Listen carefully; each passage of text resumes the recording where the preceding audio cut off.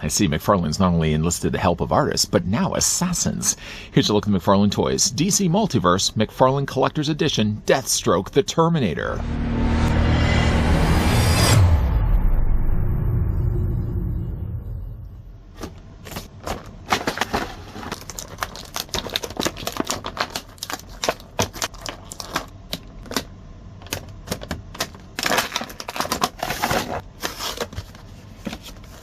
Deathstroke is the most feared and respected mercenary in the world. His elite military training and genetically enhanced physique make him a very dangerous combatant, but his deadliest weapon is his mind. A master strategist and tactician, Deathstroke specializes in psychological warfare tactics that he uses to devastating effect. Wilson here knows that every task needs a tool, and before we actually look at the tools of the trade, let's take the tape measure and see how tall Deathstroke the Terminator stands. Of the recent releases that McFarlane has put out, Deathstroke probably was pretty high on my list, along with the recently looked at Mirror Master. If you haven't had a chance, by the way, to look at the Mirror Master review that I've done, go check that out. Actually, hold on a second. Don't check it out just yet. Watch the video for this first. Then when you're done, check back and watch that video. Thank you in advance. The tool of the trade, for me at least, isn't necessarily one that gets loaded, but it certainly is loaded with numbers. Okay, that wasn't the best. My tool of the trade is my tape measure. My tape measure is telling us that Deathstroke stands at 7 inches in height, working out to be a figure that's 18 centimeters tall. I can tell you right away, the one thing I really like about Deathstroke is the classic look of his costume, and it fits in really well with the recent released figures that we've gotten from Todd and his team. I'm using this really lately as my stand-in Batman. I know for a while it really has been the Nightfall Batman, but I feel like really he's been replaced, even though this one doesn't really have the wires built into his cape. A missed opportunity. He still right now is my go-to Batman. Bringing, though, other figures of a classic style. Here's what the figure looks like with the Silver Age Joker. Why not? Here's the Riddler as well. Now, Riddler did get a couple of releases. I actually really prefer this Riddler a little bit more. I also really prefer this version of Two-Face a little bit more, so let's bring him in. Deathstroke. Here's Deadshot. Let's bring in Deadshot also. Off to the side here as well, let's bring in the recently looked at Nightwing. Oswald Cobblepot, why not? He can make an appearance too. And speaking also of appearances, this really isn't the first time that we've gotten ourselves a Deathstroke Terminator. We did technically get this guy here as well, but obviously the one in the foreground is a little bit more modern. Slade gets stuff. You want to look at his stuff? I figured you would. The figure first does come included with a trading card. The trading card, unfortunately, though, by maybe the way I was taking out of the clamshell, kind of the little reinforced frame of plastic that kind of holds it in there, hopefully not to prevent suffocation. But unfortunately, though, by maybe the way I removed it, it caused warpage. I really hate a warped card. But one thing I do really like, though, is that the image that they've used on the front. Really good use of source material. Because again, you can look to the right, so you can look to the left. Go back, go back, go back and forth. And see really if they've matched all the features on the figure, or have they missed some of that. In this case, no, I don't think they've missed the mark at all. Really nice looking image of Deathstroke. On the side there as well. Probably not spelled out. We're not flat top from Dick Tracy. But at least printed out. We've got McFarlane Collector's Edition on the side in silver. On the back, his real name is Slade Wilson, in case you didn't already know that. This paragraph, in case you didn't already know that, I've read at the beginning of this video. Shh, don't tell everybody, or they're going to want me to read it for them. Let's move the card off to the side. The figure does also come included with a brand new display stand. Not new in the sense of the shape, not new in the sense of the color, not new either by the fact there's that peg off the far corner. New more so for the fact there's the new DC Classic logo down below. That's now the logo that we are using kind of moving forward. I like the look of the logo. I'm not going to spend a whole lot of time talking about it. I don't really like the way it's placed. I really feel like it should have been turned around, but that's neither here nor there. Let's put that over here. Now, the figure does come included with quite a lot of guns. I can tell you right away, here's one issue I really have with the figure, is that they tried their best to reuse existing molds that were already there before. As an example, I'm going to bring in Keanu Reeves. What weird segue we have right here. The only reason why I really bring him in, and I know they probably have likely used the firearms as well for their armory sets, but that Keanu Reeves, can I just borrow your gun for a second? No, I'll bring it back. And no, I haven't touched your dog. Let's just move on. Let's move him out of the way here. The gun that we actually got with Keanu, even though that's not the name of the actual character, in fact is the same gun that we also get with Slade. It's not to say, again, I know that they probably have likely released this with the armory sets too, but I'm only, again, really using this example more so to drive home the fact that they are reusing molds again. It's not a bad thing, but the problem with this, though, and the clip, by the way, is not removable, The problem that goes with this, though, is that you're taking something that already exists and then you're trying to find a way to make a figure work with it. And I don't feel it works all that well. Some of these work a little bit better than others. I mean, I think you can kind of buy into the fact that Deathstroke would have large weapons like this for him to wield. This would be most definitely taking out his target and everything else around it. Hopefully nobody's walking their dog at the time that he's taking out his target. But these, I think, are overly large guns, but I think I can kind of say, okay, maybe, you know what, they're big, but they're big to the extreme level that this, I could see something like Deathstroke carrying these around. I have more of a struggle when it comes to the M16. The M16, I feel, is just way too big, especially when you put it against the size of his body. I mean, the figure does have a gripping hand. In fact, actually, he has another one over here as well.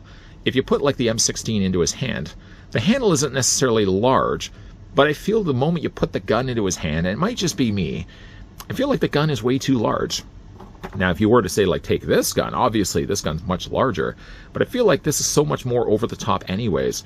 I'm a little more accepting of a gun like this. I'm less accepting of a gun like this. The figure does also come included, as with the other 3 guns we've already had a look at. He also has a pistol. Now, the pistol is a good size. I don't think it's overly large. The thing about it, unfortunately, though, with that, while it's not as large to fit in his hand, what they tried their best to do was they gave him a holster on the side to specifically hold this pistol. Now, if this pistol did exist before the release of Deathstroke, the thing about it, though, is making the molding of the holster the size to accommodate this pistol, I feel it ends up making it way too big. It looks like he's carrying around like a lunchbox. A big, large lunchbox, probably not... You probably could have stored a couple of sandwiches in there instead of a pistol, but I feel like it maybe is a little too large for the figure.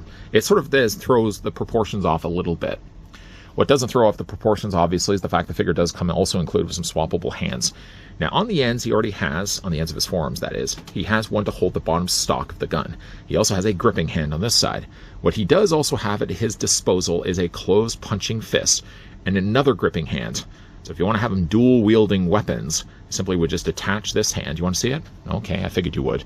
Just remove the hand from the peg, like that. Take the new hand, obviously, we will want to use, and just pop it on the peg. There we go.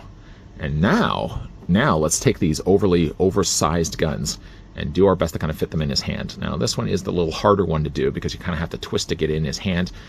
Is it a little too big? Some could say yes. Some would say not big enough. For those that say not big enough, I think it's too big of a gun, to be honest. But anyways, get both the guns in his hands.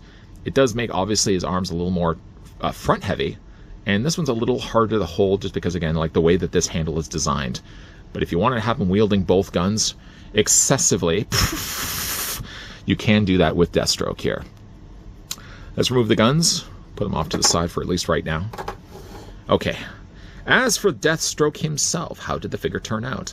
There's technically, by the way, 2 releases of Deathstroke, one more in the classic colors of the blue, the orange, colors that really realistically shouldn't really go together, and yet they go well in hand. Of course, says the guy also that just looked at Mirror Master and thought that orange and green worked really well. I think like the blue, if you're familiar with Deathstroke, you'll be automatically familiar with these colors. There is also as well a variant release of this guy that's going to change the blue and the orange in favor of more of a silver and a black. Not really sure if I'm going to get my hands on this one. Truth will be told, I'm kind of more interested in getting just the classic look of Deathstroke. Now, Deathstroke's known always for having one half face, so you can't really see his eye on one side. So that's been well represented here. A little bit of gold there on the side for his ear. And then you can see there's the eye on the other side. The way they've painted the figure looks good. I mean, if you really were to be a stickler for the details, you could probably say for yourself, like, the neck color isn't really quite the same orange that they've used for his face. I'm okay with that. The gold looks really quite good. I like the use of this metallic blue they've got to the top here. The blue also works really well for the arms, the torso area. The thing that's also interesting too is that this particular color carries with it some additional texturing. Both the abdomen area has this. This is supposed to really replicate, I guess, his chainmail, but he's also got texturing there also on his leg. Now, whether they have in fact used these body parts from any other figure, I could only really just guess that that would probably be the case. Or maybe they would have had to tool this figure from scratch. The back of the figure looks just as good as it does from the front. He obviously has his armory bandolier that you could really technically take off if you want to. This is basically just all a loose piece.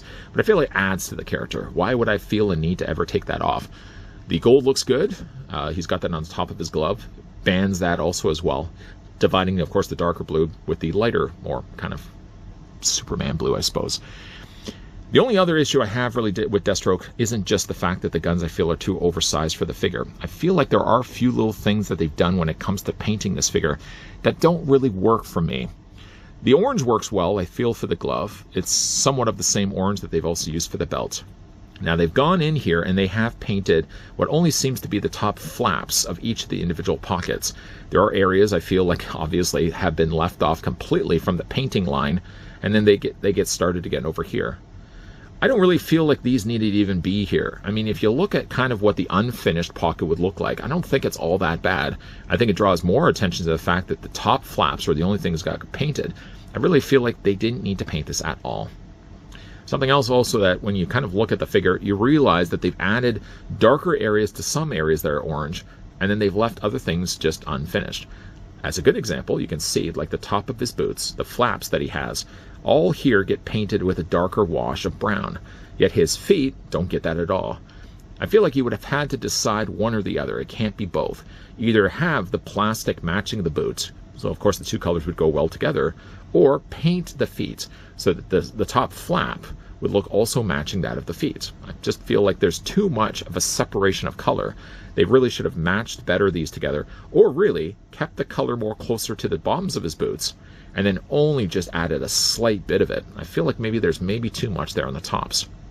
He does also have that in the trunks area as well. I think maybe just pulling it back a bit. Just pull it back a bit. It doesn't need to be as much as it is right now. For the rest of the figure, though, again, like there's no real issues I have necessarily with Deathstroke other than oversized guns and areas where I feel like there was just too much generosity given to the paint, where there didn't need to be generosity in the first place. For the figure's articulation, going to Deathstroke's head. Now, his head does rotate all the way around. This also gives us now a chance to see as well the little strands that he has always on the backs of his mask. You want to be careful, though, as you flip this around. The head does bend down. It does look up. You can also rock it back and forth as well. The upper torso may be a little harder to get to just because he's got the bandolier in the way, but it does in fact have a ball joint, so you can rotate that all the way around. Further from that, the figure does also have a ball joint at the base of his abdomen. The arms rotate all the way around. You can also do this with the arms. What's that? That's 90 degrees. What's that? That's a T-pose. What's that? I think I've given you enough information. But the arms do hinge out. You can also as well swivel at the bicep. It does really, when you look at it, kind of look like there's no swivelage happening, but you can in fact actually turn the bicep. The figure does also have a double hinge on the elbow, so he can make himself a muscle. There's also a hinge back and forth for his hands. You can rotate them all the way around. For Deathstroke's legs, they split out. Now, his holster, as big as it may be, at least is separate from everything else around it. So when it comes to splitting his legs, you won't have any issues whatsoever. Legs go forward, they go back. They go what? They go back. There's a swivel at the top of the thigh. Figure does have a double hinge on the knee. No articulation, which was kind of surprising. I thought this top of the part of his boot would be able to move back and forth, but doesn't seem to be the case. He does have an ankle pivot. He does have an ankle rocker. And the figure does also have, toe articulation. One last thing just before we kind of wrap up this review. Leaning off to the side here. I should have really had this guy more ready. Here's the modern Deathstroke that we had before. Again, pick your poison. I mean, both figures are fine, but we really haven't got many examples of Deathstroke the Terminator. I prefer the one that I'm currently tapping at over here, not as much the one I'm tapping now. This was a fine Terminator for its time, but I feel like the new Deathstroke is definitely doing things a lot better. He's not perfect. There are a few things, again, when I'm looking at the figure like this, I think to myself, he would be good and perfect if he didn't have like the following things. And really, those following things are only really two things. Again, I feel like the guns could have been just a little bit smaller. The M16 maybe more so. These guns, I think I could probably get a little bit more behind. Some have also unfortunately caused an issue with making the holster on the side of his leg overly big when it didn't need to be big before. Had they maybe even given him a smaller pistol, could have then justified giving him a smaller holster, and it wouldn't look as large as it is right now. The only other thing that I could pick out as being a point to mention is probably, again, like the paint. I feel like the gloves work fine. The back of the pockets would be right back here. The back of the pockets look fine. I don't feel like you necessarily need it. This would almost be a kind of case where I'm saying to myself, paint, I think, didn't need to be applied to this figure. It didn't need to be applied to the tops of the flaps because I think it just draws more attention away from them. I feel like also like the trunks and the tops of his boots need to be toned down just a bit. Other than that, though, I really like the look of Deathstroke here. Now, again, I'm not really sure if I'm going to be getting myself the variant release of him. That's essentially just going to be taking the same mold, stripping away all the things that make him garish like this, the blues, the oranges, and swapping them out instead with silvers, grays, and blacks. But I think if you really are looking to collect the classic-looking figures, the one that we're getting right now is the best Deathstroke we've gotten. I would have said that extending out your arm to fire a gun like that would be next to impossible. But then again, we are also talking about Slade Wilson. Slade Wilson, outside of the few things that I did mention in this review, is pretty perfect. I mean, there's, yeah, again, like, you have to kind of look at the mold. The mold on its own stands on its own. I think the only thing that really does miss a mark, speaking of an assassin after all, this hired gun, I think the only thing he misses on is paint. And in this case, it's not that he lacks paint. I feel like he almost even has too much of it. Had they, again, just pulled it back a bit on what he has for the tops of his boots, at the front of his actual trunks. Because unfortunately, like, even as you see, as the figure rotates on the rotisserie, all the paint that the paint team gave him seemed to only be on the front of the figure. The back of his trunks don't have it. The back of the pockets don't have it either. He does technically have it on the back flaps of his boots, so it's not like they completely just called it in. But I still feel like there's a lot less paint that needed to be on this figure. It's fine to put paint there, but I think that you have to be kind of strategic where it needs to go. And I think where it ended up going, though, on Wilson, we're all in the wrong places. I think, if anything, the boots needed to be colored the exact same as the flaps, or again, like the flaps didn't need to have the paint, so they blended better with the boots. Other than that, though, perfect looking Slade Wilson. Deathstroke does have, again, some armory at his disposal. Some could say still a little too large on the guns. These large guns, I think, make a little bit more sense. The M16 that I pointed out earlier, probably could never see myself displaying that. I mean, seeing, though, as I pulled Keanu's, I know, again, it's not Keanu Reeves, but seeing as I did borrow his gun before, I might just give him the M16. I'm sure he'll come used to it. But what do you guys, though, think of Slade Wilson? Let me know down below in the comments section. Those 2 points that I pointed out in this review, the excessive need for the paint and the oversized guns, are those 2 points that you would also agree are the only things that stumble on this figure, or do you disagree and think this guy has no idea what he's talking about? If I have no idea what I'm talking about, do let me know down below. If you guys did also enjoy this video, you can do it a solid throw it a like. You guys want to stick around for more so? Yeah, I hope so. We're also going to be looking at some more DC Multiverse reviews in the pipeline. If somebody's yelling in the back, hey, that's my thing! Well, I hope that would be your thing, and I hope you're going to be coming back for the rest of this week. As always, thanks for watching. See you guys next time.